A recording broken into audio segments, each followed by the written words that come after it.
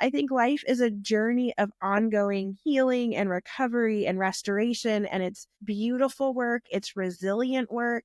We would be the most shallow, superficial, boring people if hard things didn't happen. And even though I hate that hard things happen, I love the depth that I've gained and the connections that I can form now with people because I see them differently. They see me differently.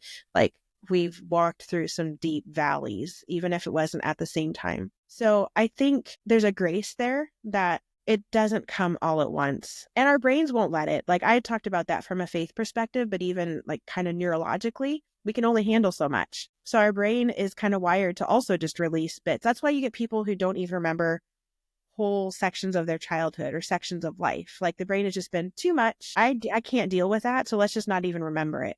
Right. And that can become disruptive. But for some people, it's just like, it's okay. I don't need to remember whatever my brain chose to block out.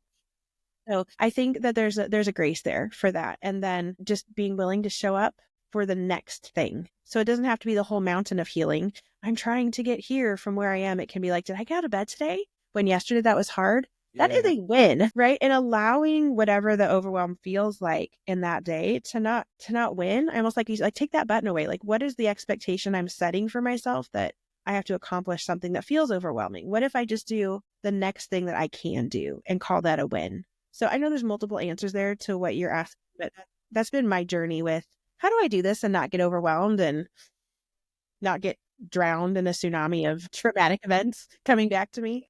Yeah, no, I get you. Following your work, I was wondering, like, how do you, like, when you're coaching someone to write through their trauma, right? Is there like a right way and a wrong way of coaching them through writing their trauma out? How do Yeah. You got good questions. But yeah, like I feel like I get some of the questions on repeat, and I don't know if I cut you off with my excitement. Was there more to you? No, no, no, you didn't. Not at all. Not at all. Not at all. I think I wasn't anticipating you going where you went.